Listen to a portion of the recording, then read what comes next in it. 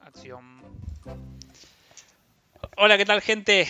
¿Cómo andan? Bienvenidos y bienvenidas, espectadores. También una gran bienvenida a Eduardo Merkovich. ¿Te puedo llamar Edu? Sí, claro. ¿Cómo andas, Edu? ¿Cómo está esta cuarentena? Bien, bien, va a ser un tiempo para atesorar. Esto va a quedar en los libros de historia, supongo, ¿no? Así que hay gente que no la está pasando tan bien, así que bueno, vamos a ver entre todos cómo hacemos para que todos lo pasemos lo mejor posible. Qué bueno. ¿Con quién estás pasando este aislamiento? Acá estamos en familia, en casa, bueno, además todos los animales que tenemos no son tantos, pero son tres, y no cuento a mis hijos ahí, serían cinco con mis hijos. Y ahora mi suegra, que tuvo un temita de salud, pero todo bien, todo bien. Me alegro. Vivís en Argentina, ¿verdad? ¿Por dónde? Nací en Argentina y vivo en Argentina, he trabajado afuera un poco, pero no he vivido de manera permanente afuera, así que estoy acá, hay una apuesta al país acá. Bien, buenísimo. Bueno, muchas gracias por aceptar esto. Te cuento, esto que estamos haciendo es un espacio que llamamos UX Talks. ¿Sí? La idea de esto es que nosotros descubramos las carreras de ustedes, personas que creemos que son referentes en la disciplina. Y está hecho más desde un ámbito de nosotros, los menos experimentados, porque conocerás a Adri y a Fer, que ya son experimentados como vos. Pero este espacio salió de nosotros por ahí para conocernos un poco más. Muchas gracias por lo de experimentado, pero bueno, Em, espero que les sirva, así que nada, una charla como si fuera de café entre amigos o con mate, ¿no? claro, sí, sí. En esta ocasión, como era la primera y bueno, no todo salió como queríamos, me falta el mate. Contame, Edu, ¿qué estudiaste? Estudié biología en la Facultad de Ciencias Exactas y Naturales de la Universidad de Buenos Aires. Ajá. ¿Cómo decidiste estudiar esa carrera? Eh, ¿Sabés qué? Me fue relativamente fácil. No sé, me gustaba mucho el tema en general. Mi mamá siempre se acuerda que de chiquito me gastaba mis semanalidades para comprar unos libros así, algo así como preguntas para niños curiosos, no me acuerdo cómo se llamaban, pero eran de todas estas cosas así vinculadas con los animales y las plantas. Ajá. En esa época no había mucha idea de la relación que tenemos con nuestro ambiente, más allá de vivir en una ciudad o no. Y era como una cuestión de curiosidades de la naturaleza. Pero a medida que fui creciendo, digamos, el tema me parecía cada vez más interesante y en el secundario en algún momento leí lo que en ese momento era la hipótesis de Gaia de Lovelock y me partió la cabeza. Y cuando llegó el momento fue como, sí, quiero estudiar biología. Pero de biólogo, ¿qué vas a hacer? ¿Cómo vas a trabajar? No sé, pero esto es lo que quiero, me gusta el tema, así que algo después veré qué hago. Wow, increíble. Increíble también la vuelta que le diste y por lo que estamos hablando ahora, ¿no? Porque, como todos sabrán, esto no es un canal de biología. Ah, Así, no, pará, ¿qué pasó? Me equivoqué. cambio. Y contanos entonces, ¿cómo conociste esta disciplina? El, a ver, aún en la carrera hacía como otras cosas. Y una de las cosas que me parecía desde joven, mientras hacía la carrera, que me parecía una cosa fascinante, eran las conexiones y el mundo de las ideas, del conocimiento, ¿no? Si hay algo que uno, estudiando biología, además de otras cosas, supongo, ve muy claramente es la conexión entre las cosas, ¿no? Eh, no existe nada que viva en el vacío solo, ¿no? Todos estamos conectados todo el tiempo, pasando materia, energía e información todo el tiempo. O sea, para vivir tenemos que comer, eso es porque tomamos materia y energía, y para seguir viviendo tenemos que tomar decisiones, distintas en un humano y en una bacteria, pero son decisiones. Eh, para dónde voy, cómo hago para seguir comiendo, qué voy a hacer un poco más adelante, en el caso de organismos más complejos como nosotros, que es un tema importante que probablemente volvamos a tocar en algún momento, esto de pensar para adelante.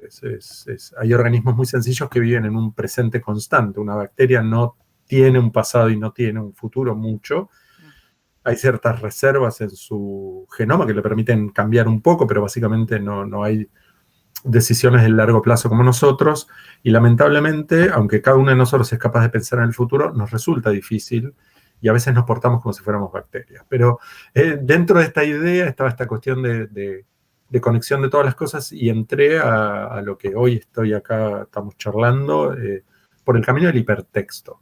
Estamos hablando de mediados de los 80, fines de los 80, y descubrí esto del hipertexto y me pareció como explotó la cabeza, así bien tipo meme, ¿no? El cerebro explotando.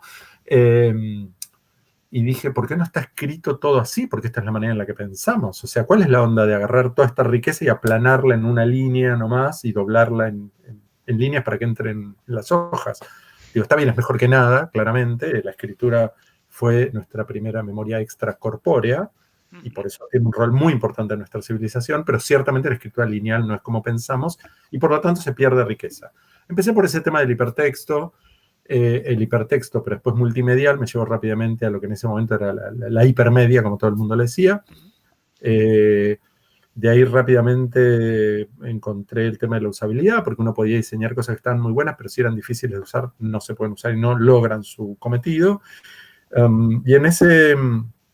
Ahí tengo fecha para ese momento, porque fue en el 94, cuando en un congreso afuera fui a un cursito con Jacob Nielsen, y cuando el tipo explicaba el tema de cómo armó los iconos de la intranet de Sun, con pruebas con usuarios todo el tiempo, y que eso se llamaba usabilidad, y que eso eran pruebas de usabilidad, fue otra vez así, cerebro explotando y decir, ¿y por qué alguien lo haría de otra manera? O sea, todo tiene que ser hecho así, así como viste antes lo del hipertexto, ¿por qué no lo hacemos todos así? Esto todo debería ser hecho así. Y en esa época el tema de no existía todavía lo que hoy llamamos experiencia del usuario, sí había lo que era ingeniería de usabilidad, que es algo como un poco más duro, si querés, menor en alguna escala de complejidad, pero es el camino que me fue llevando para ese lado. Entonces, es como un camino donde uno siempre va metiéndose, agarrando algo, probando y aprendiendo, y después entonces la frontera se corre para más adelante, ¿no? Ajá. Como en ese pequeño escrito de Galeano de la utopía, donde si yo veo la utopía, camino 2 pasos y se aleja 2 pasos, camino 10 y se aleja 10, ¿para qué sirve la utopía?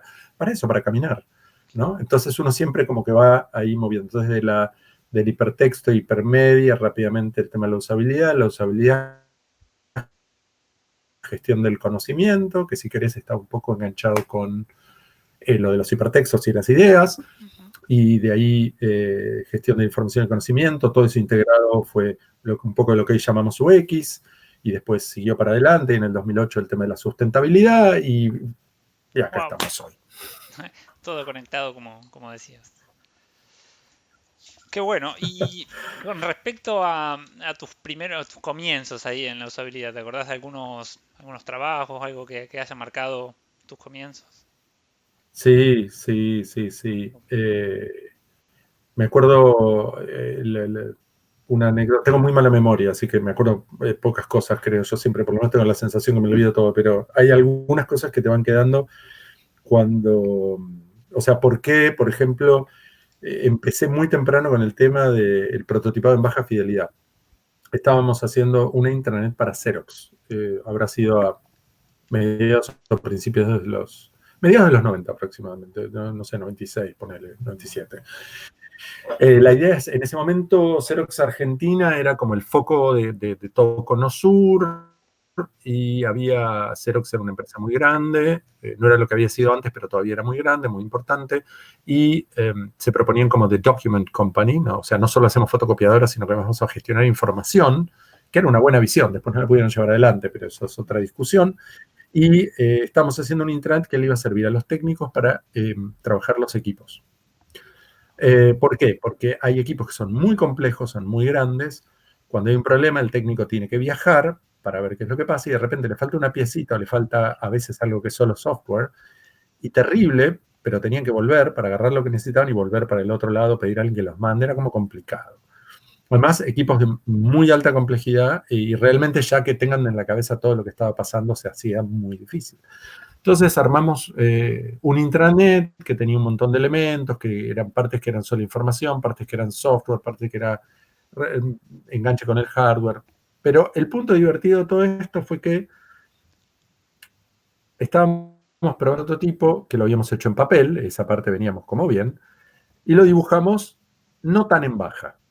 Y además, como era Xerox, tenía impresoras láser color, entonces por supuesto, ¿cómo no lo voy a imprimir en color? Estoy en Xerox, digamos, justamente, ¿no? Entonces lo imprimimos en color, era re bonito. Eran prototipos en papel, pero eran como muy bonitos. Y empezamos a probar y de repente un técnico que venía andando muy bien, clic, clic, clic, clic, en papel, ¿no? Clic con el dedo, de repente se para y se queda pensando y digo, no entendió, algo no entendió acá, que hay un problema, y dice, a ver, voy para atrás, y fue y vino, y de repente me viene y dice, che, estos van a ser los colores realmente porque son como un poco fuertes, a mí me gustan los colores pastel. Y fue como, los colores son cualquiera, o sea, no importan los colores, no te preocupes, ¿no? Y en ese mismo test, un par de usuarios después, otro usuario, que a todo, digamos, el sistema andaba muy bien, ¿no? O sea, podían hacer todo lo que tenían que hacer, estaba todo bien, pero otro usuario repite el mismo patrón, ¿no? Va, viene, qué sé yo, y de repente en otro lugar que nada que ver con el primero, para, mira, vuelve para atrás, y claramente empezó a mirar, no a hacer lo que estaba haciendo. Y después de un rato de hacer, de nuevo levanta y dice, pero esta va a ser la tipografía porque a mí me gusta la Times New Roman, no, esta es la Arial, ¿no? Y entonces como la letra no importa. Entonces, claro, fue como muy obvio, fue un mazazo en la cabeza, que cualquier detalle que hubiera ahí, que no era lo absolutamente esencial, los estaba distrayendo de lo que estábamos tratando de probar. Y les estaba generando ruido cuando lo que estábamos tratando de probar un concepto, que además era un concepto complejo para la época, hoy en día sería bastante facilón, pero en esa época no estaba eso instalado, y era la primera vez que veían algo parecido. Y entonces fue, claro, qué importante ir a lo esencial y poner solo lo esencial.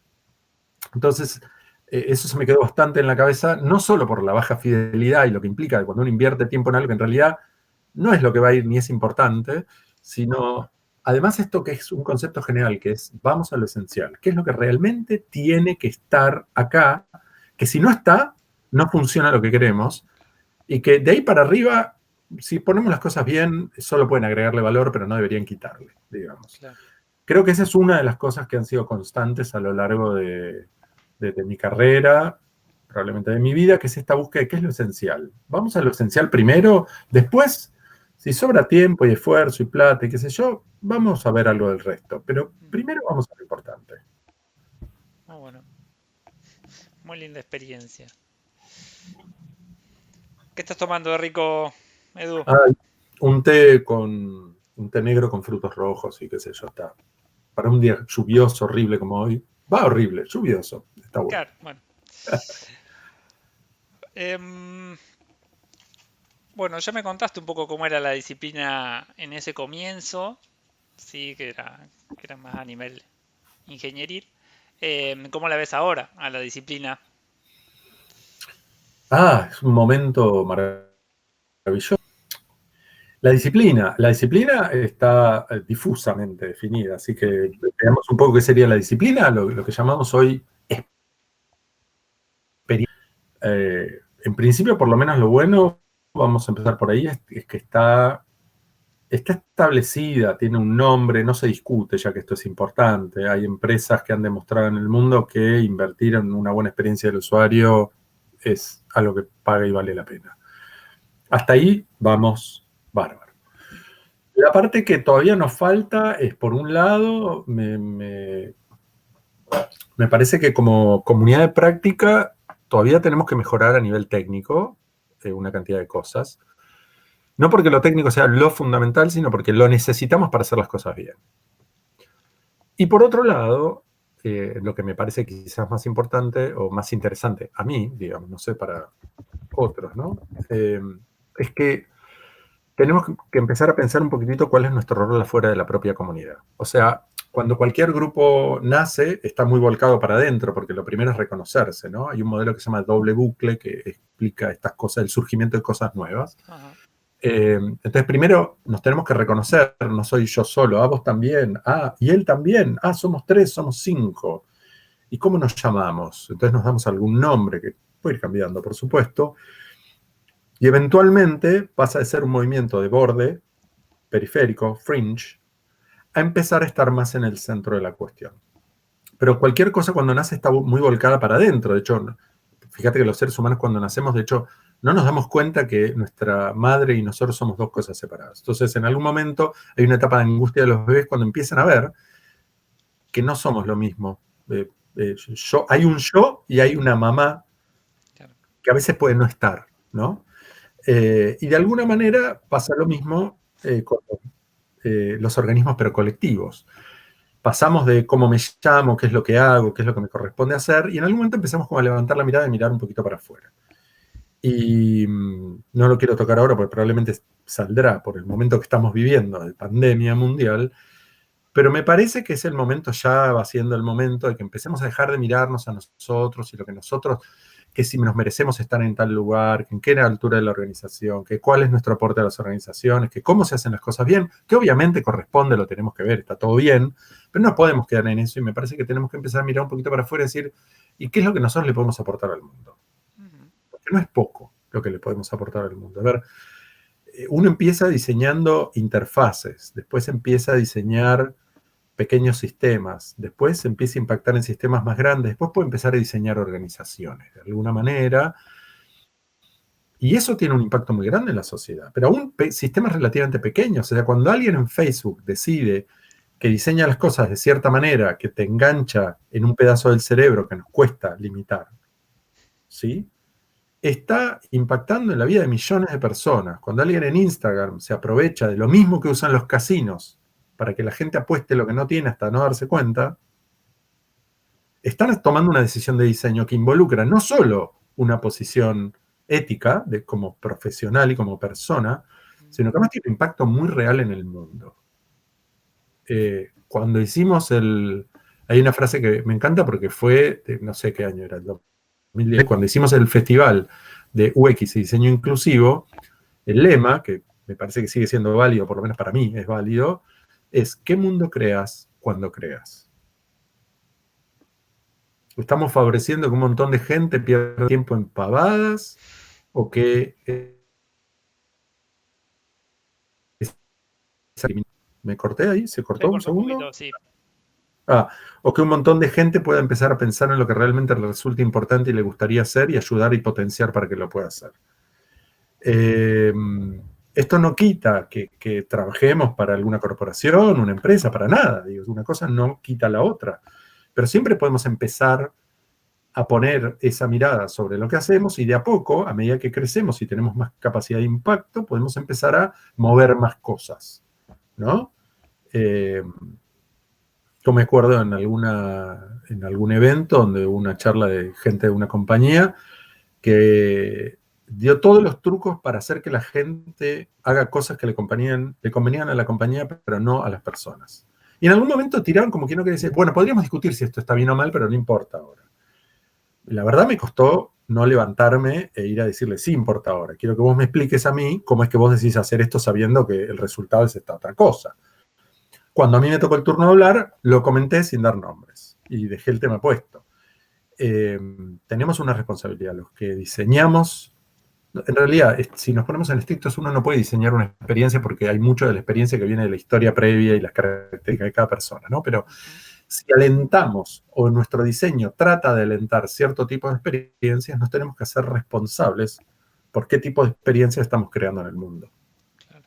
Cool.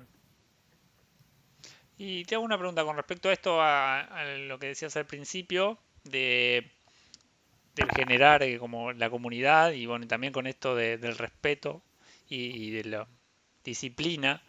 ¿Cuál es tu pensamiento sobre las comunidades? Por ejemplo, ICSA La Plata, ICSA Buenos Aires y otras que hay. ¿Qué me podrías contar al respecto de eso? Me parecen fundamentales, me parece muy importante y a veces me da un poquito de pena que muchas chicas y chicos nuevos no se dan cuenta del valor que tiene, porque los que tuvimos que hacerlo solos, sabemos que es difícil y es lento.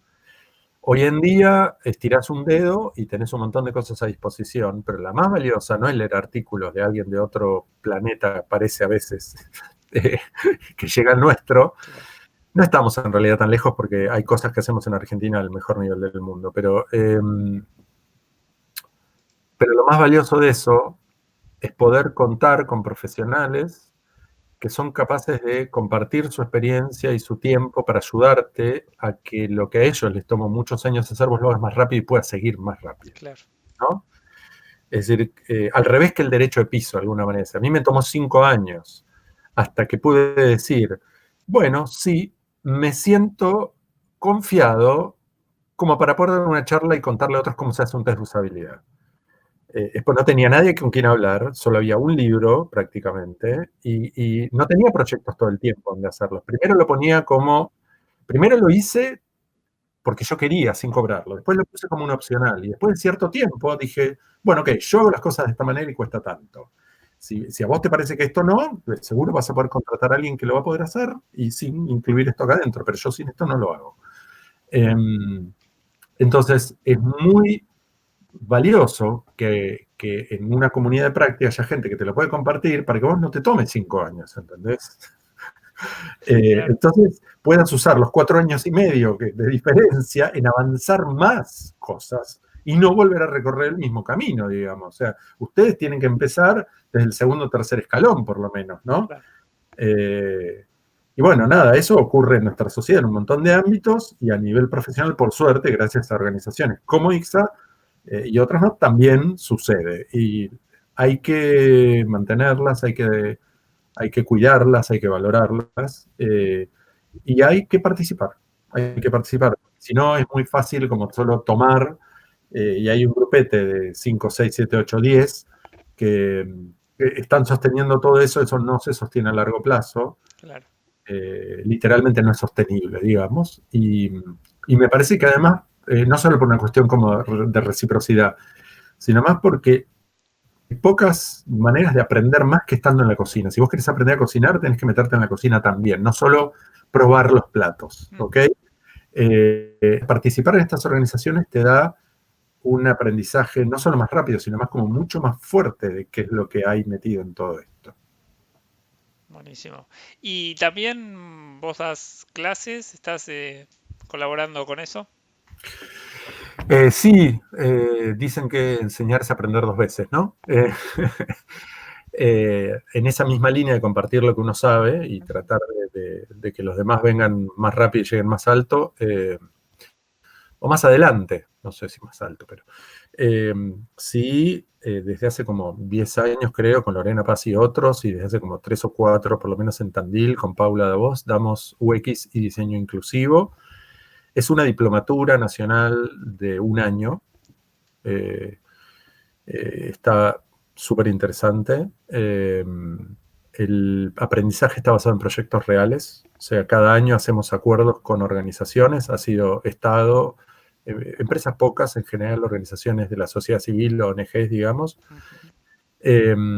donde nos juntamos y vemos problemas reales que tengan que resolver y los equipos a lo largo del año toman proyectos o distintas áreas de un proyecto grande o varios proyectos reales que trabajan con el cliente a lo largo del año. Entonces, el cierre de la materia es la entrega de esto que fue trabajado a lo largo de todo el año, la entrega formal al cliente, y vemos, digamos, toda la parte de UX en general, y con un énfasis importante en diseño inclusivo por una cuestión de valores. Creemos que la inclusión y la diversidad es un valor. De nuevo, si querés, conecto con el tema de la biología. La diversidad en cualquier ecosistema es un valor, es positivo. El problema en general es falta de diversidad. No, el problema no suele ser que sobre diversidad. Y entonces tenemos un énfasis importante en la accesibilidad y en la inclusión. Desde hace además 2 años, por pedido popular, la damos también en Mar del Plata. Y siempre fue híbrida entre, digamos, por mes, que es cada módulo, tiene un encuentro de 2 días enteros muy intensos presencial y después el resto del mes es en línea. Ah, qué bueno. Sí, la verdad que está súper interesante y también doy clases en la maestría de diseño interactivo en la FADU, que empieza ahora su segundo ciclo, nomás es algo muy nuevo. Y he dado clases en, no sé, UTN, en otros lugares de UBA, ya ni me acuerdo. Qué bueno, qué Flash. bueno. Qué buena la diplomatura, que la podemos hacer desde acá de La Plata. Acá todavía estamos un poco verdes en carreras de ese estilo, pero estamos en proceso. Espero. Mira, estábamos viendo el tema de federalizar porque nos la pidieron de varios lugares, así que charlémoslo porque una opción es, como el título es algo que toma mucho tiempo y todo, se puede hacer un dictado de base semipresencial en La Plata, Ujú. que de última el título lo haga la UNICEN, la Universidad del Centro, que es la que lo hace ya ahí en Tandil, con lo cual sí, charlémoslo porque es perfectamente factible. Perfecto, bueno. Bueno, te estuve googleando un poco antes de esta charla, obvio, y quería preguntarte, porque justo lo nombraste, ¿cuál es tu relación con estas organizaciones, sí, organizaciones sociales, si no me equivoco, y tus proyectos con ellos?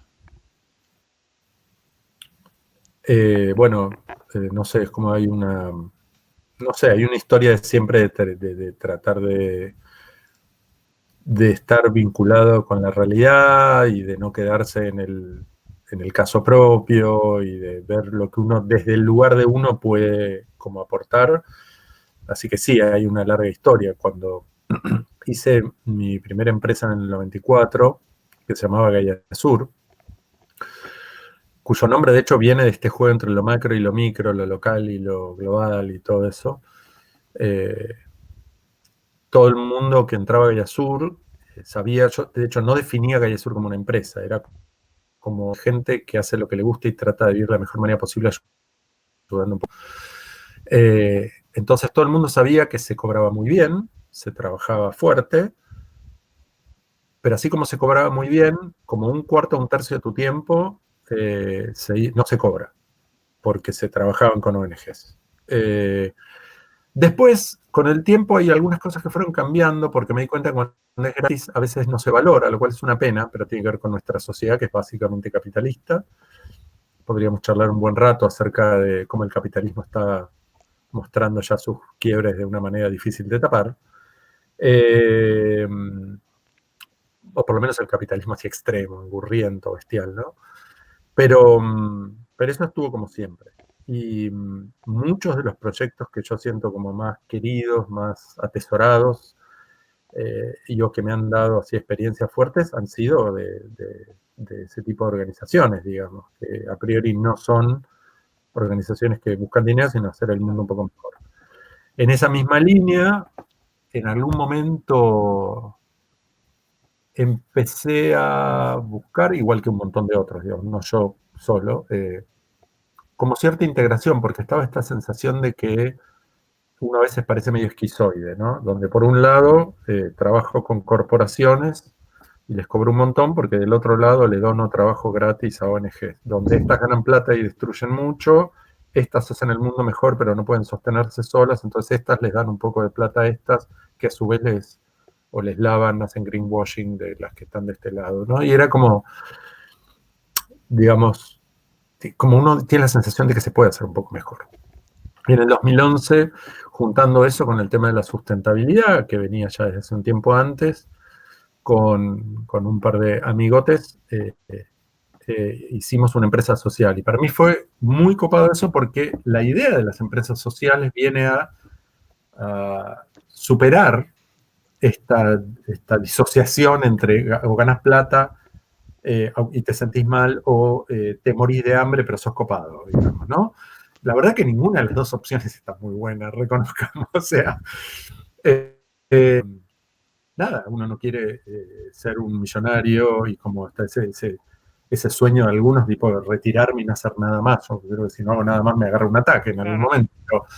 Pero tampoco querés correr la coneja, digamos, y estar preocupado porque no llegas a fin de mes. Entonces, las empresas sociales son un tipo de organización, a mí me resulta fascinante y es todo un gradiente, no es solo empresas sociales, digamos. Las empresas están muy cerca, las fundaciones for profit, o sea, hay todo un gradiente eh, donde se integran estas cosas. Por un lado, hay un objetivo, que es mejorar el mundo de alguna manera, cada organización agarra el área que le parece, le gusta, le vale, alimentación, educación, ambiente, lo que sea, no importa. pero en vez de no tener nada que ver con ningún negocio y depender de la plata de terceros, que termina siendo, como dijo alguien de una ONG, saltando por un bizcocho, de alguna manera transforman eso que hacen, ese bien, en un servicio, un producto, cuya idea no es hacerse rico, sino mantener andando la maquinaria de hacer el bien. ¿Mm? Para mí eso fue un gran descubrimiento, un gran descubrimiento. De ahí para acá, digamos, una vez que uno pesca el hilo y va tirando, hay un montón de cosas nuevas, tipos de organizaciones nuevas en ese sentido. Lo último que he descubierto, me pegando un salto ahora hasta hace poco, es la sociocracia, donde uno dice, ¿por qué no somos más haciendo esto de esta manera? Esto como tan lógico, o sea, y ahora que me di cuenta, ya van 3 veces que digo eso, porque cuando fue lo del hipertexto, Claro. cuando fue la usabilidad, y cuando esto de la sociocracia, que hubo un montón en el medio, digo, pero esto hay como que cosas que no eran normales, pero cuando uno las ve dice, pero todo el mundo debería hacer las cosas así, porque no tiene mucho sentido no hacerlo de esta manera. Pero bueno, eso es lo que como sociedad vamos avanzando, ¿no? Y aprendiendo. Y lento puede ser periférico y conocido por pocos, cuando funciona empieza a hacerse más conocido. Así que respecto de ONGs u OSCs o de organizaciones de la sociedad civil, por lo menos en mi caso hay como una historia larga y he de decir muy fructífera, realmente. O sea, no lo dejaría de hacer nunca. No lo hago gratis ahora, de nuevo, les hago un descuento brutal, pero no lo hago gratis porque me di cuenta que algunos no lo valoraban, pero claramente no es como cuando uno trabaja con empresas que hacen dinero. Claro, claro, ni hablar. Em, Tengo una pregunta personal. ¿Cómo ocupas tu vida hoy en día en tus trabajos? No sé, un trabajo, ¿cuántos trabajos tenés? Siempre es una buena pregunta. Siempre, a ver, siempre hay más de un proyecto andando. Nunca son tantos porque entonces te cuesta tener foco, ¿no? Pero siempre en general hay como 1 o 2 que son lo central y 2, 3, 4 más pequeños que van dando vueltas alrededor. Entonces depende de los momentos, puede haber entre 1 y 3 proyectos o 5 y 6, depende del volumen y la complejidad de las cosas. A medida que van pasando los años, me va resultando que como que en general tengo un proyecto central por año, que me ocupa el 50% de mi tiempo, ponele, más o menos, es un poco más, es un poco menos. Y otros proyectos que se van llevando a lo largo, ¿no? Y en general siempre suele haber algunos que son más de empresas, algunos que son más de impacto social o ambiental y qué sé yo. En mi vida, eso es digamos, en lo laboral, y también estoy pensando en lo laboral, algo que hemos hablado con mucha gente. A veces es difícil, pero yo defiendo a capa y espada los espacios de reflexión. Nuestro mundo como que presiona para la productividad todo el tiempo, ¿no? La productividad, la productividad, la productividad. Y en algún punto me parece que está bueno, que es sano, plantearse cómo medimos la productividad. ¿La productividad en qué? Porque si yo soy eficiente, eficaz, con esto quiero decir, hago muchas cosas en poco tiempo, pero hago cosas que son irrelevantes. En realidad, en el fondo no estoy haciendo nada, no importa que yo sea eficiente. Es más, si yo fuera eficiente haciendo algo que es dañino, Claro, si yo fuera eficiente trabajando para Philip Morris, lo mejor que podría hacer es tirarme de una ventana, ¿entendés? O sea, o para Monsanto, que ahora es Bayer. Entonces, eh, defiendo mucho estos momentos de parar y de pensar en lo que uno está haciendo y qué es lo que uno tiene que hacer y qué es lo que uno tiene que aprender. Por ejemplo, algo que, y a mí mismo me cuesta a veces sostenerlo, pero te diría que como mínimo, un cuarto de mi tiempo es investigación general. Mínimo. ¿Qué quiere decir investigación general? Leer de otras cosas que son espacios adyacentes, eso quiere decir las cosas que están cerquita, que no son lo tuyo, pero están ahí alrededor. Y eso te va permitiendo como seguir navegando y encontrando cosas que están muy buenas, pero que no las tenés al lado. Leer en general de todo ese tipo de cosas, profundizar en cosas que sabés, pero entrar en otro nivel, más profundo, leer las bases de eso, inventar y practicar cosas nuevas. O sea, como que todo el tiempo a mí me parece que es valioso hacerlo. Y eso no existe si uno no le dedica tiempo. En ese sentido, Hemifacio hace mucho tiempo me mostró esta matriz de urgente e importante, que tiene varios nombres, pero que me parece muy interesante, y es toda una manera, es una de las tantas maneras que uno tiene de ver y decidir cómo usa el tiempo, que me parece que hoy es uno de los grandes lujos, decidir cómo uno usa el tiempo, y decidirlo uno en función de sus criterios, y no porque una empresa me pone algo en un dispositivo que llevo encima y que le conviene que yo mire eso, ¿no? Si vos tenés una maldad, tenés importante y no importante, y urgente y no urgente, te quedan 4 cuadrantes. Algunos son obvios. Si tenés algo que es urgente e importante, hacelo y hacelo ya. Está claro. Sí. Si tenés cosas que son ni importantes ni urgentes, depende de la mirada, vos podrías decir, no la hago, no me importa, o uso algo de ese tiempo para estas cuestiones como de fondo, ¿no? Si tengo algo que es urgente pero no importante, veo si lo puedo delegar, si hago yo, veo qué hacemos. El truco es, ¿qué pasa con lo que es importante pero no es urgente? Porque lo urgente tiende siempre a pisar lo importante. ¿Ok? ¿Qué sería importante no urgente? Es decir, che, me quiero mantener en un razonable estado de salud, tengo que hacer un poco de ejercicio. Che, hace rato que no veo a fulano o a fulana, me encantaría tener una tarde para sentarnos a charlar así tomando el mate, ¿no? Esas cosas son importantes, pero no son urgentes. Entonces, ¿cuál es la manera de poder hacerlas? Crearles un espacio, literalmente crear, abrir el resto y defender ese espacio. Porque siempre hay algo urgente, sobre todo en este mundo apurado en el que vivimos, en esta sociedad en la que vivimos, siempre hay algo urgente y siempre hay algo interesante, todo el tiempo. Hay una total sobreoferta de todas esas cosas. Entonces, si yo no le hago un espacio y tomo la decisión de hacer esas cosas, no las voy a hacer nunca. Entonces, saludos ahí al perro. Entonces, para mí eso es muy importante. Y muchas veces en ese espacio de aparente no hacer nada, ¿sí? Surgen cosas increíblemente valiosas, claro. Muy valiosas. En algún punto, incluso me pongo hasta en el punto de vista de una defensa, si querés, casi económica del ocio,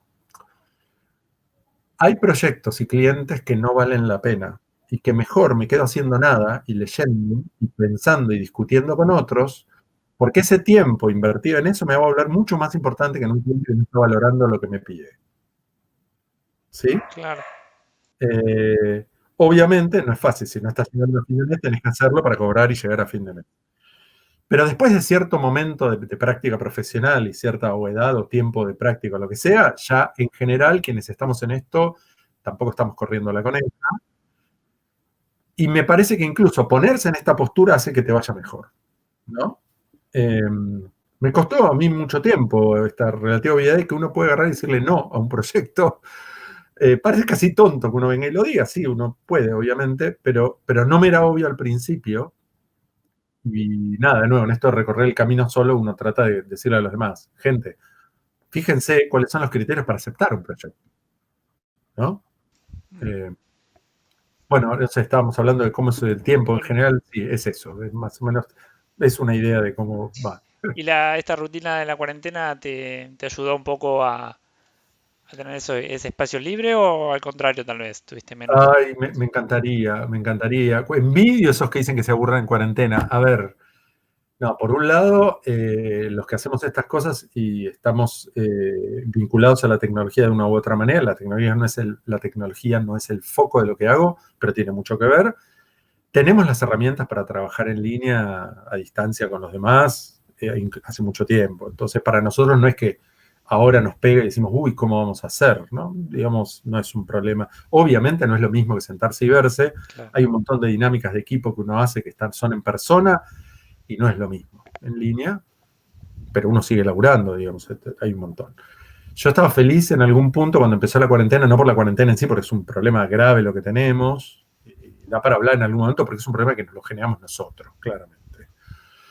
Pero dije, bueno, voy a tener tiempo para avanzar en mi lista de libros, que crece más rápido de la que la puedo ir leyendo, siempre hay más adelante. Y no, porque al principio pusimos un poco al hombro un poquito esto de ayudar junto con ICSA y otras organizaciones, UX y qué sé yo, y después todo el tiempo medio ayudando a algunos que están llevando proyectos de este tipo. Digamos, por ejemplo, hace un par de días salió Lorena Paz, que es de UXI también, con Desde Casa. Ella trabaja hace 15 años con adultos mayores, ayudándolos a acercarse y a usar la tecnología informática, digo, particularmente sus teléfonos, que no están diseñados para adultos mayores y les cuestan horrores. Y se dio cuenta del problema grave que implica para ellos estar en su casa. Ellos tienen una vida que está profundamente ligada a lo físico, aunque su físico no esté muy bien, pero digamos, hay un montón de rutinas. Salgo a la verdulería a comprar y qué sé yo. No se manejan, no es que entran a un supermercado en línea, hacen el pedido, que se los manden. No, les resulta muy complejo. Entonces, esta limitación que es doble, por un lado la cuarentena, estrictamente hablando desde lo social, preventivo o legal, pero además asociada a su propia fragilidad, porque son grupos de riesgo, los pone en un lugar muy complicado al no manejar estas tecnologías. Bueno, hizo un sitio desde casa.abuelostech.com que reúne información para ayudarlos en esta circunstancia. De nuevo, tiene 15 años de hacer talleres con adultos mayores, ¿no? Bueno, nada, acá participé en la nada en esto, absolutamente. Lo está haciendo también con con Paula Davos, que también es de UX, y otras chicas, y qué sé yo. Cecilia Policastro, que es especialista también en accesibilidad, etc. Pero entre el laburo, estas cositas que uno va ayudando, y alguna que otra cosa alrededor, así con temas de salud que aparecen en la familia, con algún adulto mayor, y qué sé yo, la verdad, estoy más cansado que antes, ¿qué querés que te diga? O sea, yo quería leer y creí que iba a tener tiempo para eso, por lo menos acá no.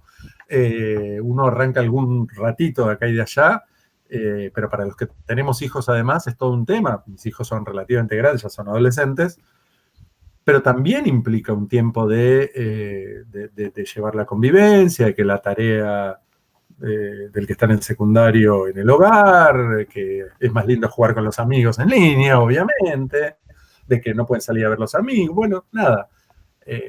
Acá la estamos llevando bien. Hay gente que está en una situación obviamente como complicada y tratamos de ver cómo se puede ayudar desde lo que uno hace. Buenísimo. Muchas gracias por sincerizarte tanto con el tema familiar. Algo que siempre nos gusta en Ixta preguntarle a nuestros invitados, porque siempre está re bueno cuando nos cuentan los casos felices, ¿sí? Los happy paths de sus proyectos.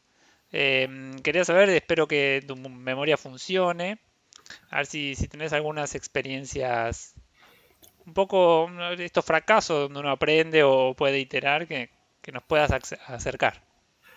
Mira, me puedo acordar algunas particularmente catastróficas, si querés. Mejor. Pero en general las catastróficas para mí tienen que ver con lo humano. Porque en realidad me cuesta pensar en alguna porque me equivoco todos los días, todo el tiempo. Me parece que el truco está en ir regulando, a ver, equivocarse o que algo salga mal, ¿no? ¿Cuál es la definición de eso? Si la definición es que se cae medio mundo, bueno, no pasa muy seguido, por suerte, digamos. Uno por lo menos mete la gamba diferente a lo largo del tiempo, ¿no? Pero si la definición de que algo no salga bárbaro es equivocarse, eso pasa todo el tiempo, todo el tiempo. Lo que uno trata es de regular la probabilidad respecto del momento de la circunstancia. ¿Qué quiero decir? Uno todo el tiempo está como leyendo, aprendiendo, hablando, qué sé yo, y probando cosas nuevas. Entonces, en ese probar cosas nuevas uno experimenta literalmente todo el tiempo. Digo, no es que todos los días siempre hay algo nuevo, pero literalmente todo el tiempo va viendo cosas nuevas, ¿no? Entonces, nunca salen de primera como uno quería. Claro. Siempre, o sea, siempre es así. Siempre sale menos de lo que uno querría, esperaba, le hubiera gustado. Entonces, y esto pasa todo el tiempo. O sea, a ver, cuando hace relativamente poco, gracias a Tomer Klechevsky, conocí el Art of Hosting, la gente del Art of Hosting, empecé a probar. La primera vez que hice cosas no me salieron bárbaras. ¿Sí? Entonces, ¿fue un fracaso? Sí y no. Depende cómo lo definas, ¿no? Entonces, pero ahí lo hice la primera vez, usé una técnica y dije, ok, me gustó cómo salió esto, pero esto horrible. Pero claro, no planteé esto en este momento, entonces después no quedó claro acá y tuve que aclarar cuando ya estábamos acá adelante.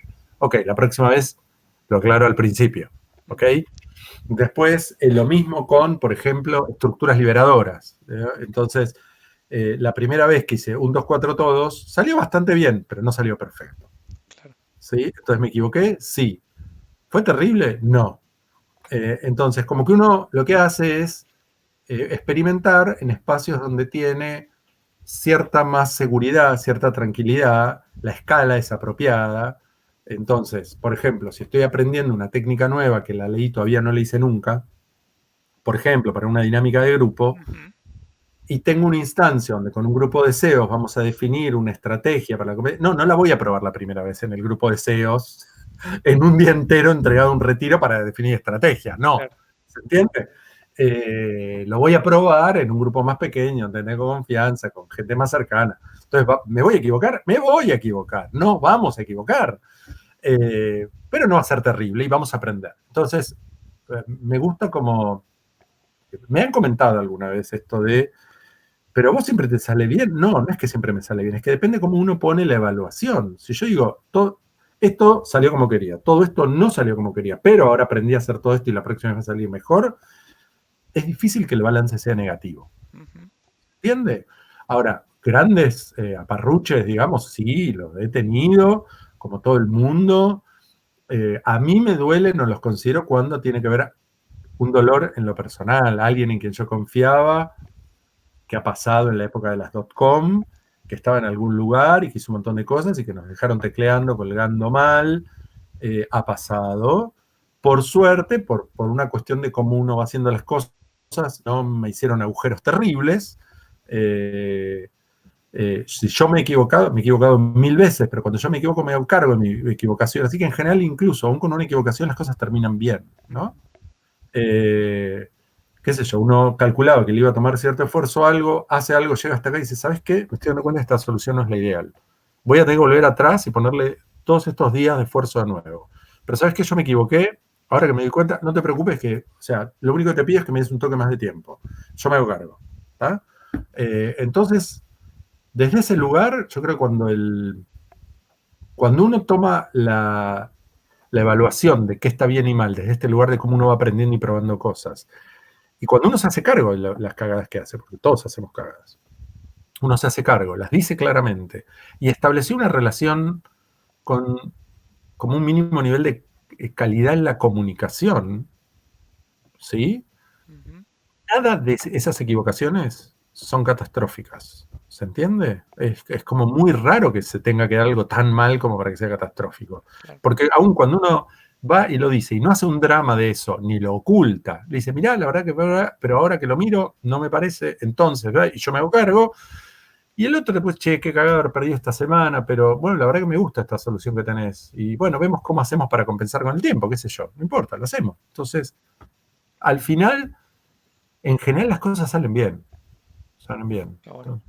Como el vivo de hoy, que no lo pudimos transmitir y bueno, vos muy paciente, me dijiste no hay problema, empezamos cuando se pueda y bueno, y acá estamos. Estamos, ¿viste? Así que ya la próxima vez ese error no lo vamos a tener, así que está todo bien. Excelente.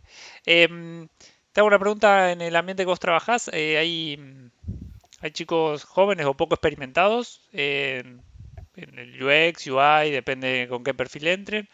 Quería saber, más que nada, qué consejos nos das o les das a alguien que está empezando como junior. Ah, hagan.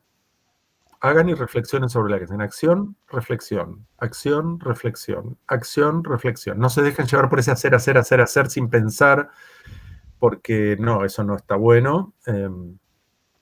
Una vez un consultor, es muy divertido esto porque va a lo que estábamos hablando, un consultor una vez me contó esto, es un tipo bastante cara dura, te diré, digamos, pero eh, estaba haciendo una consultoría en YPF y en un momento encontró un proceso que él entendía que no estaba nada bien y lo presentó en un grupo de gerentes y uno se levantó, era un consultor bastante joven, vos me vas a venir a decir a mí cómo se hace esto, que yo lo hace 30 años de experiencia. Entonces este tipo lo miró y le dijo, no, usted no tiene 30 años de experiencia, usted tiene un año de experiencia repetido 30 veces, que no es lo mismo.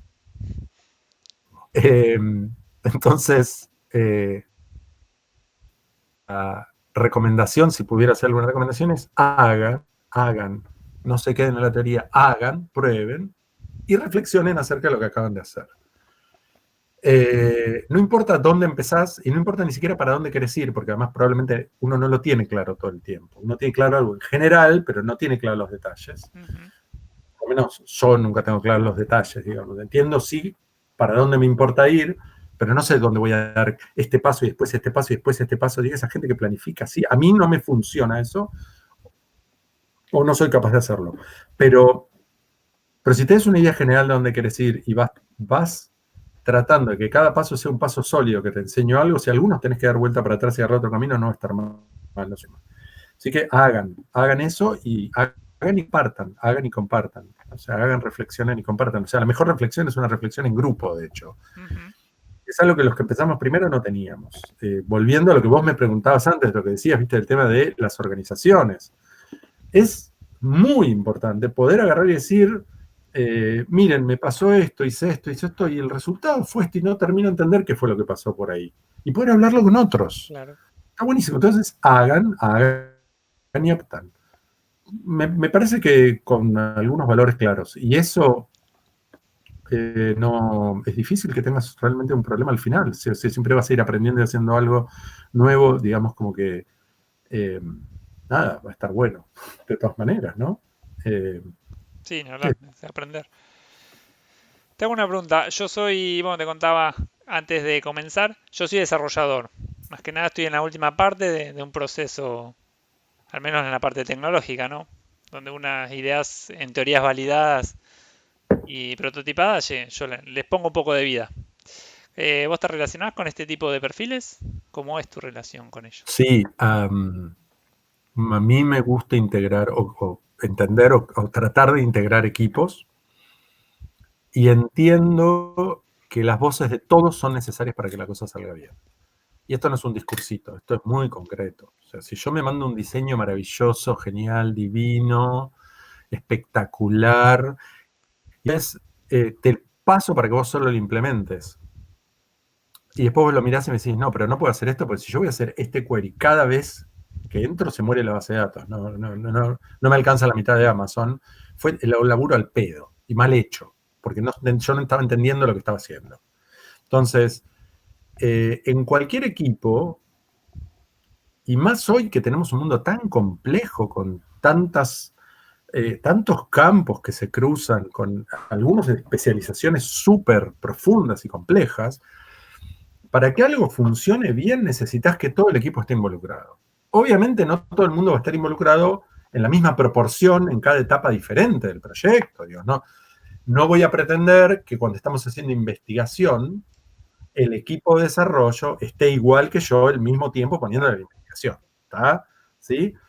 O sea, para darte una idea concreta, el otro año sacamos en 6 meses un rubro nuevo, estuve un tiempo en Unigo ayudando, bueno, y ahora, si sale todo bien, y Unigo está interesada en hacerse empresa B, conectando con lo de antes, empresas que tienen un impacto positivo en la sociedad y todo eso, sacamos en menos de 6 meses un producto nuevo, completamente nuevo de cero, ¿sí? Y uno dice, ¿y eso cómo? O sea, no es fácil, no se hace todo el tiempo, digamos, ¿no? Bueno, pero porque lo hicimos, creo que seguimos un proceso lógico que no lo inventamos nosotros y que está puesto por todos lados, pero por alguna u otra razón, pocas veces se da. Entonces, empezamos a investigar un poco acerca del mercado y del producto y ya teníamos integrado tecnología, negocio y UX. Y en cuanto eso tomó alguna formita que parecía, empezamos a involucrar a los líderes de la parte más técnica del equipo, concretamente. Ya no a nivel tecnología desde arquitectura de servicios y todo eso, sino más concretamente, estamos pensando esta idea, ¿cómo es que les parece? ¿Ven algún problema o no? Estuvieron en los test de usabilidad involucrados, modificamos cosas. Y después se modificaron, obviamente, a medida que avanzamos, porque había algunas cosas que no se pueden prever y cuando finalmente te estás poniendo con la implementación, surgen algunas cosas que hay que cambiar. Pero una de las razones, creo, de que eso haya salido tan bien y tan rápido, es que nadie recibió el paquete entregado para delivery. Claro. ¿Entendés? Entonces, estas cosas, como esta pavada que decíamos como el ejemplo típico no, mirá, no puedo hacer este query por cada vez que alguien cae acá porque no me alcanza, no da, se limpian rápidamente desde el principio. Cuando discutimos con un prototipo adelante todos, estamos teniendo el mismo lenguaje, estamos mirando la misma cosa, estamos discutiendo sobre lo mismo y nos empezamos a entender mejor. Entonces sí, en mi caso trato de integrar equipos lo más diversos posible. De nuevo, es la diversidad como valor, la integración como valor, ¿no? Y las voces de todos participan. Ahora, en la primera parte, la parte tecnológica, por ahí aportaba un 10%. La investigación. Cuando empezamos con el diseño, aportaba un 50%. Y cuando estábamos ya en la etapa de desarrollo, y aportaba el 90%, ¿ok? Claro. Del esfuerzo.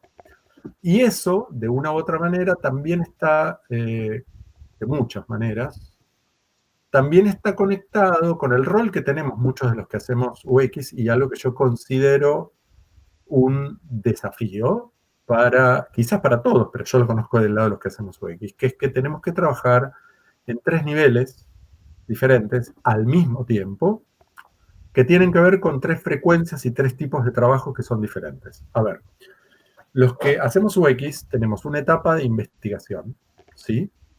Una etapa donde diseñamos y una etapa donde estamos para darle soporte al equipo, en lo que tiene que ver con la parte de interacción, de diseño y todo eso, ¿no? Que si querés, recién di un ejemplo que hablábamos de cómo es eso. En la parte de investigación trabajamos muchísimo, en la parte de diseño trabajamos un montón, y en la parte de soporte estamos mucho menos, porque estamos como más a demanda, ¿viste? Donde viene y dice, che, mirá, estaban poniendo esto arriba, pero, no sé, React no me permite hacer esto de esta manera, entonces, ¿cómo lo podemos cambiar? Ahí uno está a demanda, medio que uno ya discutió con todo el equipo, ya todos vimos lo que había que hacer, surgen pequeños detalles que hay que bancar y buscar una solución gaucha balanceando complejidad, ¿no? Con beneficio y costo, ¿no? La investigación es una actividad de muy baja frecuencia y de larga duración.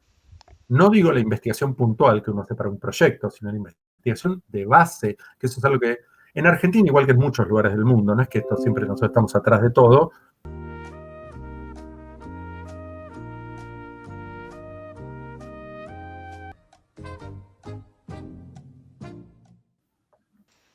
Bueno, gente, estamos de vuelta, se nos cortó, se nos hizo un poco larga la conversación con Edu. Vamos a retomar. Estábamos en los 3 niveles del desafío de los 3 niveles para la gente de UX. Claro, genial. Bien, entonces, decíamos, la investigación de base es una actividad de largo aliento, de frecuencia muy baja, digo de nuevo, no la investigación puntual de un proyecto, sino investigación de base, ¿no? Bien. Entender quiénes son la gente con la que interactuamos, cuáles son sus cuestiones generales, digamos, etcétera. Su contexto, en fin. Después del diseño, es una actividad que tiene una como frecuencia más alta, digamos, generar resultados más rápidos. Ponerle que una investigación de base puede durar en el orden de meses, 2, 3, 6, pero es en orden de meses. Mientras que el diseño es una actividad del orden de semanas, 2 semanas, 3 semanas, ¿sí? Y el respaldo es una cosa que se resuelve en el día. Tengo esto, ¿qué podemos hacer? Listo, acá está la solución, ¿ok? Entonces, vos pensá, tenés primero 3 actividades que tienen una frecuencia de operación muy diferente. Y eso te impone como un modo mental muy distinto. Después, al mismo tiempo tenés eso desplazado en el tiempo. ¿Qué quiero decir? Si vos estás investigando acá algo que el equipo va a usar dentro de un tiempo, por eso estás investigando todo el tiempo, para tener esa información cuando haga falta. ¿Sí? Porque decís, che, nos encantaría ahora entender estos clientes por qué son así, hacen estas cosas. Bueno, no puedo ir atrás 3 meses en el tiempo, 2 meses, para ir a buscar esa data, ¿no? Entonces, vos estás al mismo tiempo investigando, diseñando y respaldando al equipo. Ahora, la investigación que haces ahora es para diseñar después, y el diseño que haces después es para implementar más adelante todavía. Entonces, los de UX tenemos que corremos con el equipo a nivel respaldo, pero al mismo tiempo corremos adelante del equipo haciendo diseño.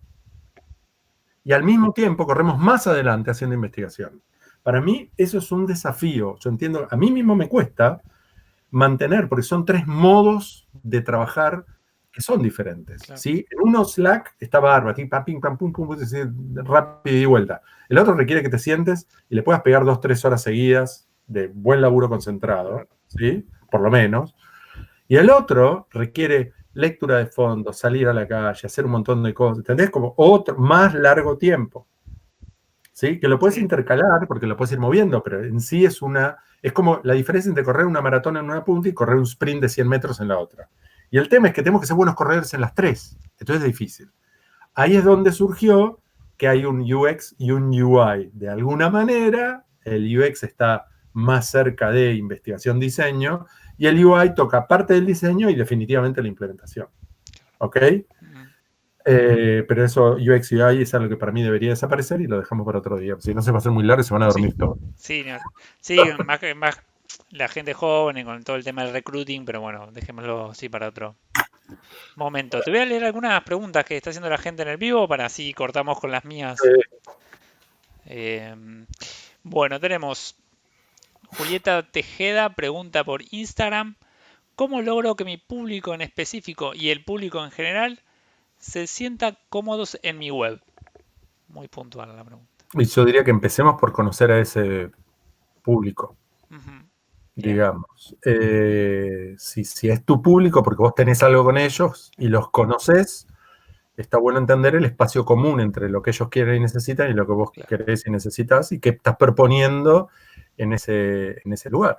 Eso en términos generales, digamos. Después específicamente eh, hay cosas concretas a nivel, obviamente, diseño, digamos, usar la jerga que usan, digamos, tener modelos conceptuales que son consistentes o coherentes, o por lo menos comprensibles desde el modelo que ellos traen, o sea, una arquitectura de la información que sea consistente con sus modelos mentales, etcétera, etcétera, ¿no?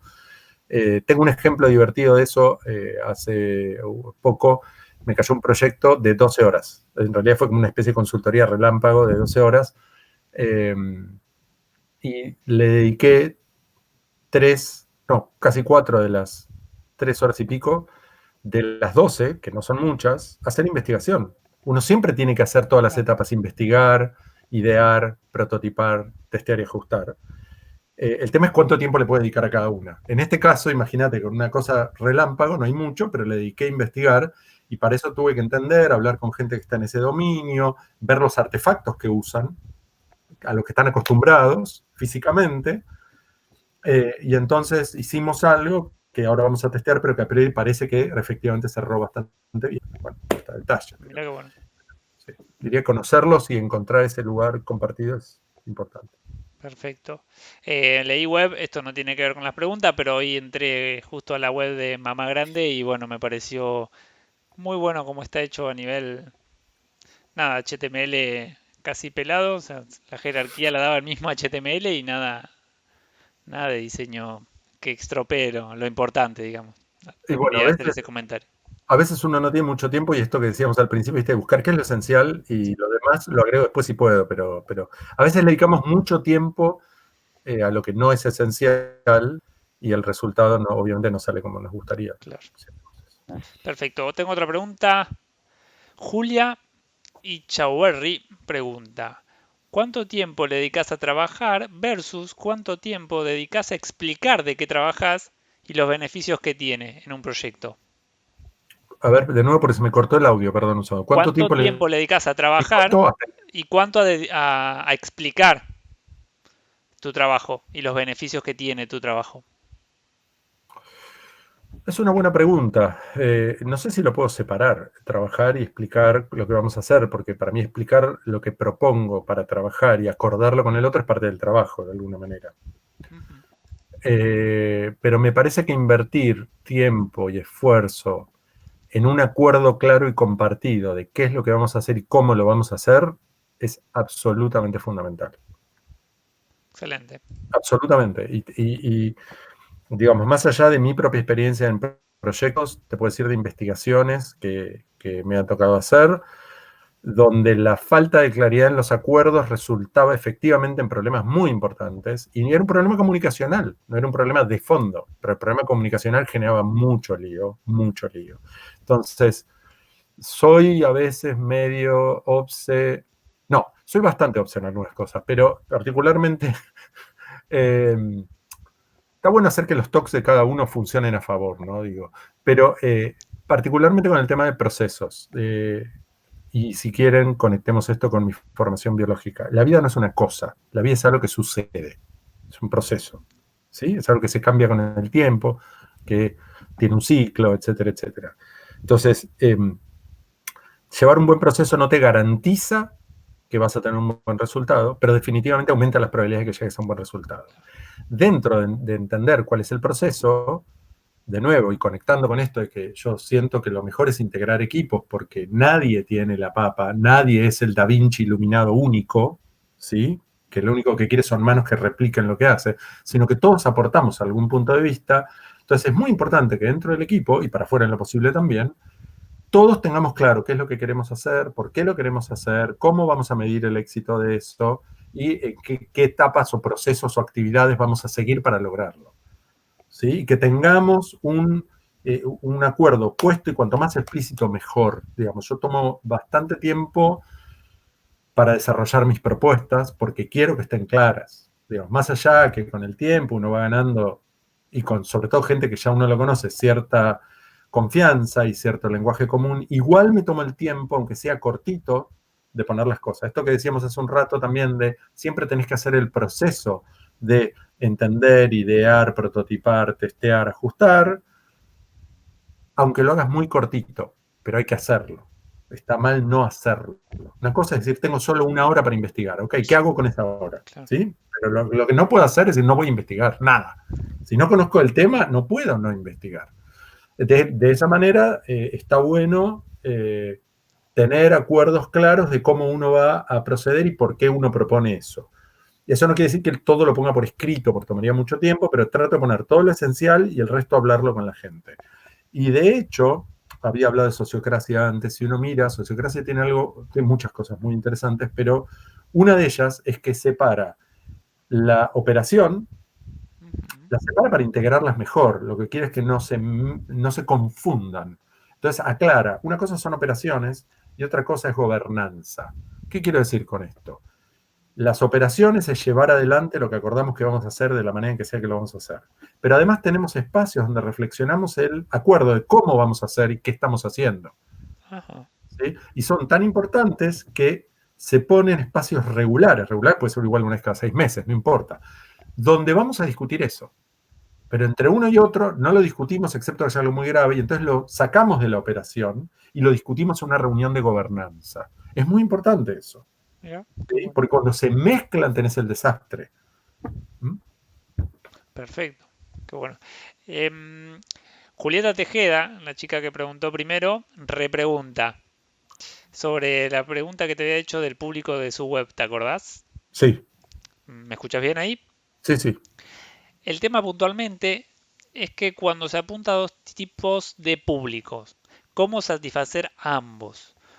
Uno es más técnico y conocedor del tema y el otro lo necesita atraer, dice que se interesa por la web. O sea que... Ok, es un caso, si quieren, que creo que aparece frecuentemente, pero en principio, si ese sitio le está hablando a esos dos grupos es porque hay algo en común, empecemos por ahí. Bien. No es que a mí se me ocurre poner un sitio de construcción donde por un lado hablo de mansiones de 5 millones de dólares y por otro lado de casas prefabricadas, digamos, y nada en el medio. Si se le habla a ese grupo de gente es porque algo tienen en común. Entonces ahí ya tenemos un área común. Después sucede que puede haber intereses particulares, por supuesto, pueden no ser 2 grupos, pueden ser 5. ¿Tá? En ese caso, partimos del área común, yo diría a priori, es como muy en el aire, pero partiría del área común, porque eso es lo que hace que sean un grupo con los cuales tengo algún interés de interactuar. Y después, a partir de ese área común, ahí está la potencia del hipertexto, de nuevo vuelvo a conectar con el inicio, porque hay mucha gente que trabaja en la web y no tiene idea de lo que es el hipertexto, pero digamos es la base de la web. Donde yo tengo que poder darle suficientes pistas para que cada uno vaya por el lugar que le interesa.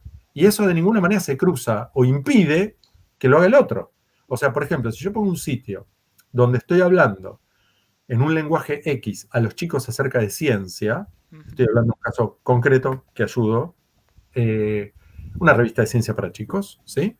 Hecha por el mismo grupo que hace ciencia, una revista de ciencia para adultos. Entonces, hay todo un montón de cosas que se están trabajando, están diseñando lo que sería un nuevo sitio, y hay un montón de partes que tienen una cosa que claramente habrá para los chicos. ¿Por qué? Porque el lenguaje, el tamaño de los textos, las ilustraciones, todo. Y de repente hay una parte donde cambia el lenguaje y hay menos ilustración. No hace falta que yo, por más que amén que dice que es para profesores y maestres, digamos, ni siquiera hace falta. Cuando un pibe viene leyendo todo lo que llega a este lugar, claramente entiende, esto no es para mí, a mí no me están hablando en este lugar, ¿se entiende? Cuando un docente mira al otro, entiende que eso lo está leyendo, pero es para los chicos. Pero cuando llega a la parte donde hablamos de planes pedagógicos, actividades áulicas, dice, ahora me están hablando a mí.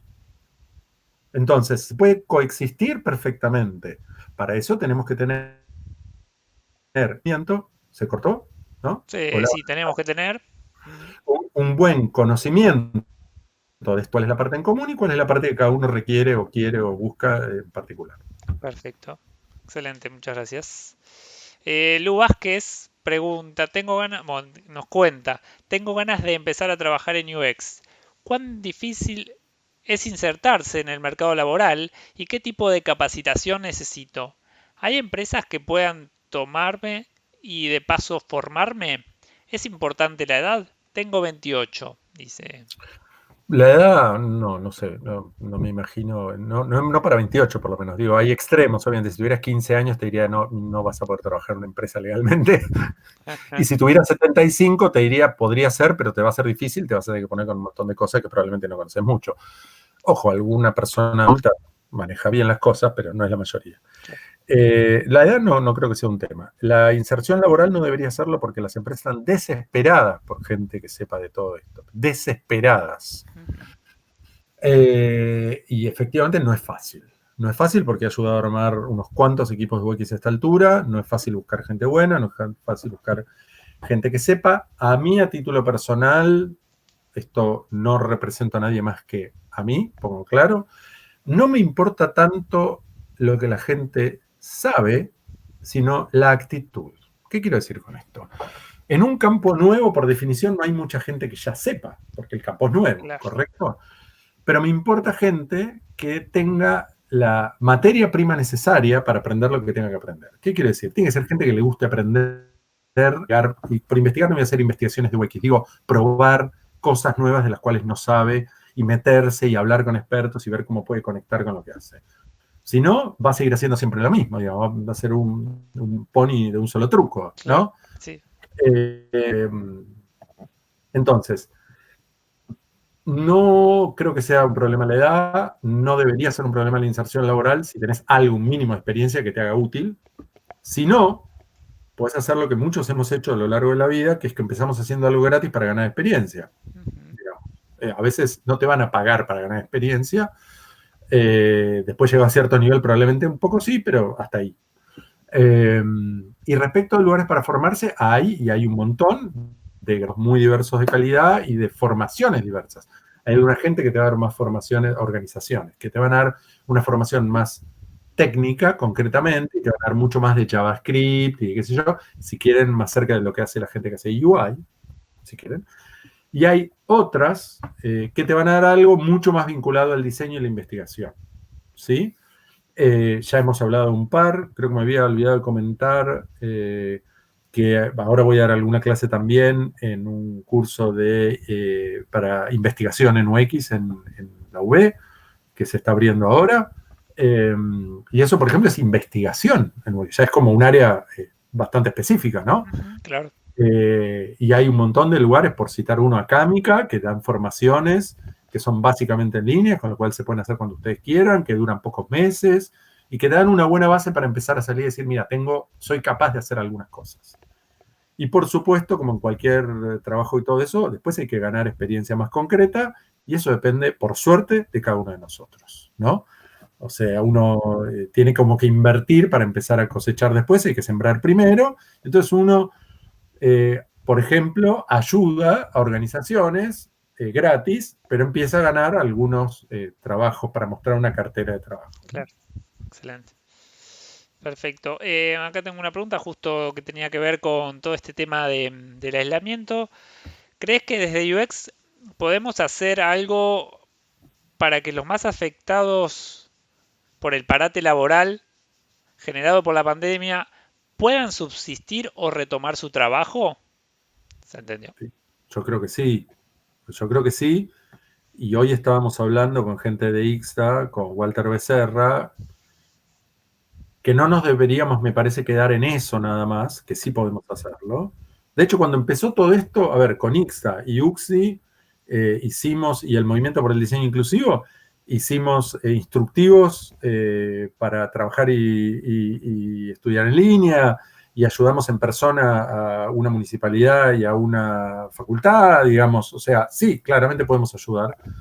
En principio, simplemente porque nosotros tenemos experiencia en manejar estas cosas así, pero además porque podemos diseñar cosas mejores para eso. Pero además, y permítanme que haga un salto, ¿quién era que había preguntado? Perdón, ¿cómo era el nombre? No tiene nombre esta persona. Bueno, quien sea que haya preguntado, gracias por la oportunidad, pero me parece que es como casi una obviedad decir que estamos pasando por momentos críticos.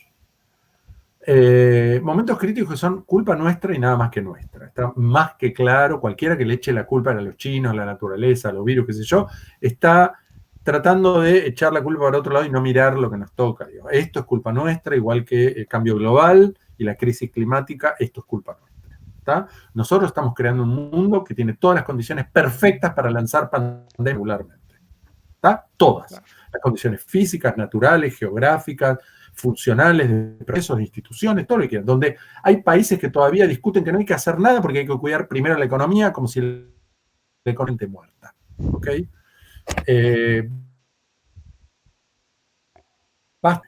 Entonces, me parece que podemos y tenemos que ayudar a todo eso porque es lo que tenemos más cerca, pero me parece que tenemos que empezar a pararnos como diseñadores en términos genéricos más amplios. ¿Quién es un diseñador? ¿Qué es diseñar? Diseñar es darle una forma a algo. Es de un espacio indefinido, amorfo, empezar a generar formas. De hecho, viene del latín que es trazar una línea. Trazar una línea donde no había nada, ahora hay algo que tiene cierta forma. ¿Sí? Y antes habíamos hablado de la responsabilidad de qué mundo creamos cuando creamos. Entonces, me parece que como comunidad profesional, lo hablamos hoy con Walter Becerra de ICSA, te digo, como decía recién, o sea, mirá cómo estamos en eso. Yo creo que estamos en posibilidad de empezar a aportar a una discusión un poquito más alta. No digo que nosotros lo definamos, digo nosotros primero como comunidad de diseñadores y después empezar a involucrarnos con otras comunidades alrededor para hacerlo entre todos, porque si no es entre todos no va a servir, no va a funcionar. Empezar a diseñar cómo podría ser una sociedad que nos gustaría más, cómo podría ser una sociedad más cercana a nuestro ideal, cómo podría ser una sociedad donde manejemos mejor una pandemia, primero como esta, cómo sería o cómo podría ser o cómo nos gustaría que sea una sociedad donde reduzcamos la probabilidad de que haya pandemias, cómo podemos balancear el cuidado de las libertades y la privacidad con el cuidado común de todos nosotros. ¿Sí? ¿Cómo podría ser una sociedad donde, es una discusión larguísima, ¿no?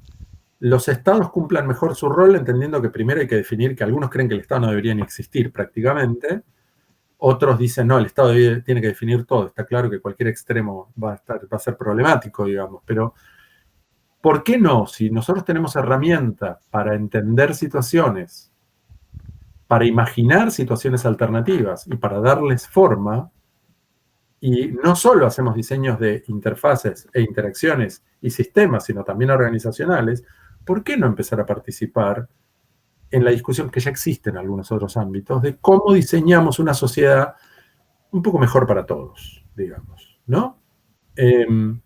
Este trabajo de alguna manera, sin saber que venía nada con la pandemia, lo empezamos el año pasado, en ICSA, con ICSA y otros grupos más, cuando hicimos la primera reunión de los 10 años, y la idea era ya en ese momento, de nuevo, sin pandemia ni tanto, era empezar a decir, mirar para afuera y decir que como comunidad profesional, en qué podemos impactar en nuestra sociedad y con quiénes tenemos que juntarnos a charlar para empezar a darle forma a como estos impactos que queremos tener. Con lo cual, sí, la respuesta es sí, claro que podemos ayudar, creo que debemos ayudar. Y tenemos que empezar en este nivel chiquitito, pero me parece que, como al principio decíamos, ¿no? Es hora de empezar a dejar de mirarse el ombligo como comunidad y discutir solo de nuestra formación, nuestra paga, nuestro lugar en las empresas, nuestro, y empezar a mirar, ok, ¿y a los demás cómo les puedo dar algo de valor? Claro. ¿Qué rol quiero tener en este mundo el tiempo que me toca pasarla acá? ¿No? No es acerca de cómo nos van a recordar, porque a nadie le importa cómo lo recuerden cuando se muere, es irrelevante. Pero mientras estamos vivos, digamos, voy a decir algo personal, pero me ha tocado tener experiencias cercanas a la muerte. Lamentablemente más de las que me hubiera gustado o me debería haber tocado para mi edad. Y si hay algo que aprendí claramente es que es al cohete llorar a los muertos cuando se murieron. El punto es qué hacemos con el tiempo que tenemos acá, qué hacemos con los demás que tenemos cerca, qué tipo de vida queremos llevar y qué tipo de vida queremos que los demás lleven alrededor. Porque nadie se salva solo. Nadie se salva solo. ¿Ok? Vos te podés ir a una isla, tener todos los millones de dólares que quieras. ¿Sabes qué? El agua está contaminada en todo el mundo y la seguimos contaminando. Y la tierra está contaminada en casi todo el mundo y la seguimos contaminando. ¿Es eso lo que queremos? ¿Es eso lo que queremos no solo que haya? ¿Es eso lo que queremos participar en la creación de ese mundo o queremos participar en la creación de otro mundo? Me parece que es una pregunta que vale la pena darle un poco de tiempo y ponernos. Entiendo que el tema es grande, que puede dar ecofobia, porque el quilombo es tan grande. O sea, esto, a ver si nos entendemos, mirado desde el punto de vista de un biólogo, la pandemia es una estupidez al lado del cambio global. Así nomás. Es una estupidez. Va a pasar. ¿Va a tardar cuánto? ¿6 meses? ¿Un año? ¿2 años? No es nada.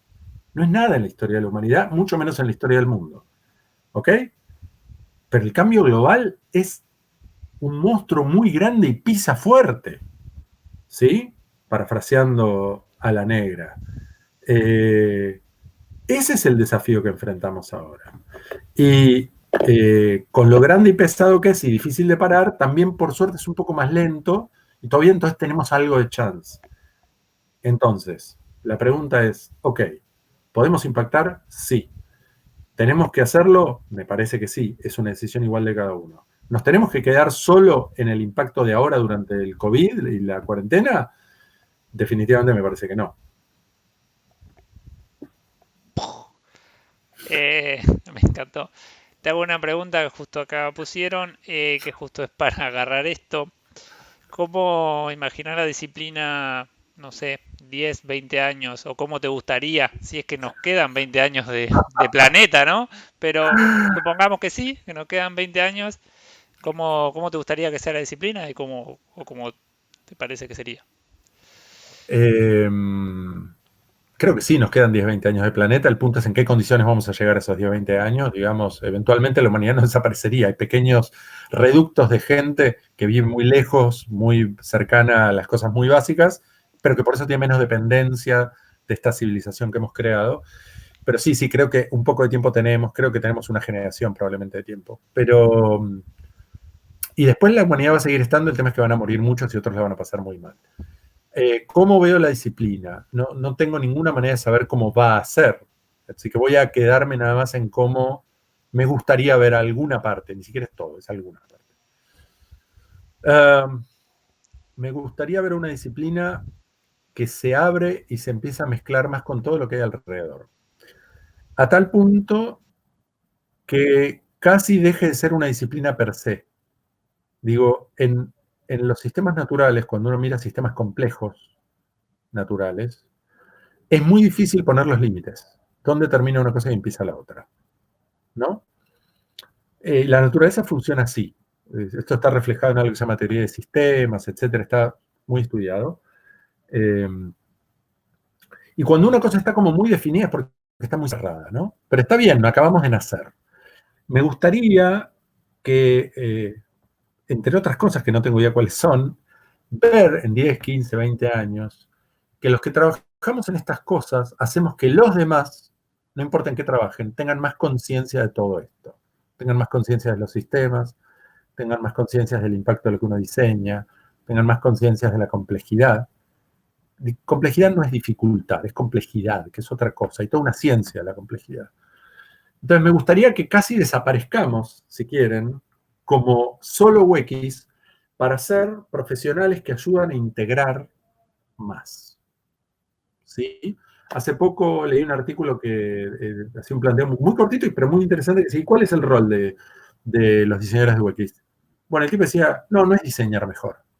O sea, sí, tenemos que hacerlo, ¿sí? Uno sigue haciendo eso y es como la cuestión de más bajo nivel de lo que uno hace, pero nuestro trabajo es ser integradores, nuestro trabajo es ayudar en la innovación, en buscar y crear cosas nuevas, ¿no? Y como que me sentí muy identificado con eso, con lo cual me gustaría que en el futuro seamos integradores.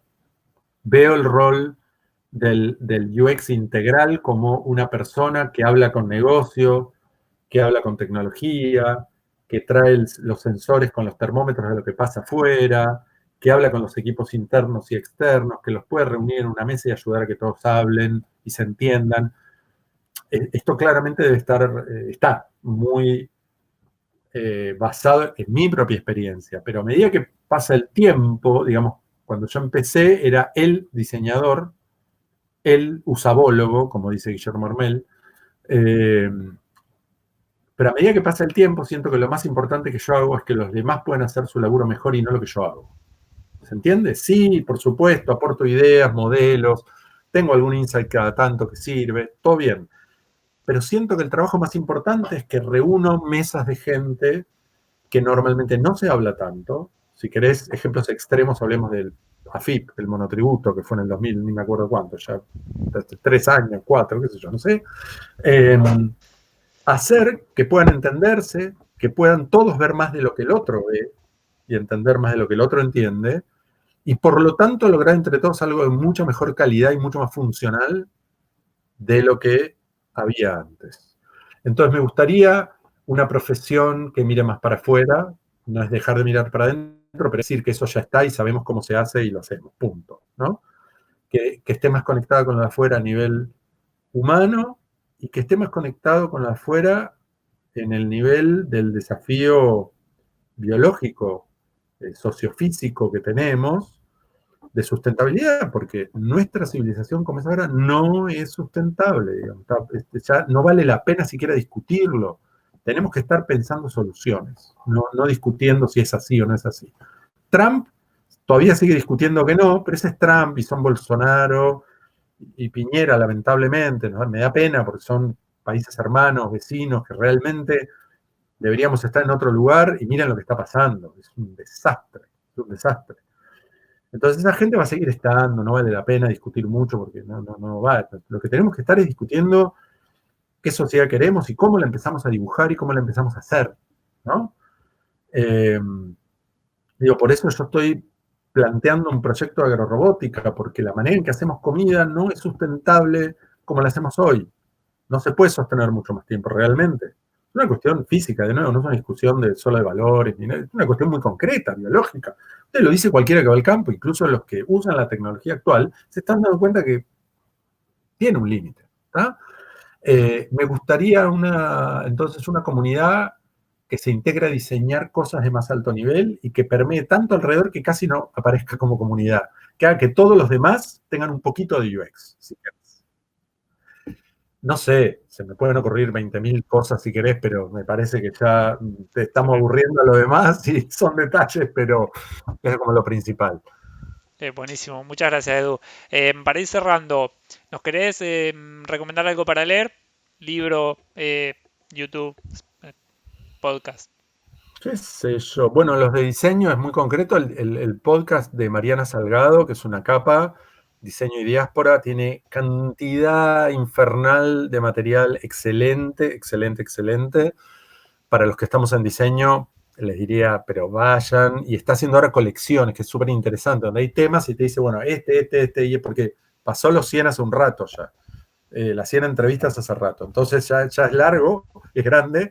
Y si bien uno puede empezar en orden, es como difícil, y está bueno porque ha hecho colecciones por temas, ¿no? La educación en diseño, la sustentabilidad y el diseño con impacto social, etcétera, etcétera. Está súper bueno, eso está muy bueno.